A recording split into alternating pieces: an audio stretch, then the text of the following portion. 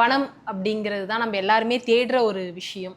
நிறைய சம்பாதிக்கிறேன், கையில் நிற்க மாட்டுது, சம்பாதிக்கவே முடியல, ஆனால் எனக்கு பணம்ன்றது தேவை அப்படிங்கிற விஷயம் எல்லார்கிட்டையும் இருக்குது. உங்ககிட்ட நிறைய கிளைண்ட்ஸ் வருவாங்க, அவங்க கேட்குற ஒரு விஷயமும் பணம் சார்ந்ததாகவும் இருக்கும்.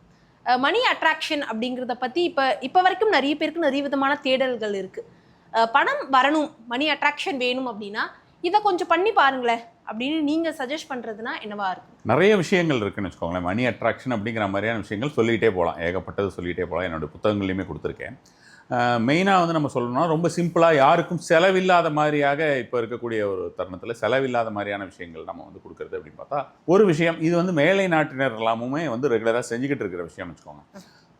அந்த விஷயத்தை பொறுத்த வரைக்கும் பார்த்தோம்னா நமக்கு இந்த இங்கே நம்ம லோக்கலில் இருக்க இந்த மாந்திரிகர்கள்லாம் இருக்காங்கல்ல. இப்போ மாந்திரிகர் அப்படின்னா நம்ம வந்து மாந்திரிகர்கிட்டையோ அல்லது வந்து நம்ம ஏதாவது ஒரு முக்கியமான விஷயத்துக்கு ஏதாவது போகிறதுக்கு முன்னால் யாராவது ஜோதிட ரீதியாகவோ தாந்திரிக ரீதியாகவோ ஏதாவது போனோம்னா லக்கியாக இருக்கிறதுக்கு ஏதாவது எடுத்து கேரி பண்ணிட்டு போகணும் அப்படின்னு சொல்லி எது கேட்பாங்க இல்லையா.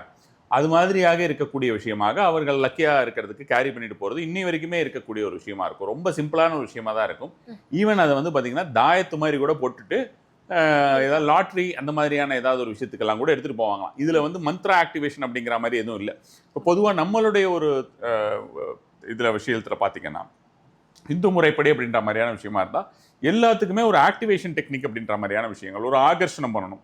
எந்த ஒரு பொருள் எடுத்தாலுமே, யந்திரம் எடுத்தாலும் சரி, அல்லது நம்ம மந்திர உபாசனைகள் ஏதாவது செஞ்சுட்டு ஒரு குறிப்பிட்ட பொருள்களை யாருக்காவது ஒருத்தருக்கு கொடுக்குறோம் அல்லது நம்மளே உட்கொள்கிறோம் அப்படிங்கிற மாதிரியாக விஷயமா இருந்தாலும் அதில் மந்திரம் கண்டிப்பான முறையில் வரும்.